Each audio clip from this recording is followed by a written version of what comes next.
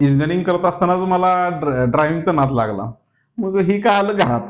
घरात माहित नव्हतं हो. पोरगं कुठे जाते तर शाळेला, कॉलेजला जाते. घरातनं पास वगैरे काढलेला. पहिल्या वर्षातच ड्रायव्हिंगचा नाद लागला.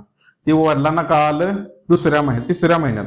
झालं कधी जेव्हा एकदा बसलो आणि वडिलांनी क्लिअर कट सांगितले, तुला काय काशी करायची कर, जिले आपली जिंदगी. म्हणजे समजून घ्या की आता आपण हातच्यातनं बाहेर काढलेला आहे आपल्याला. वडिलांनी हात वर केलं.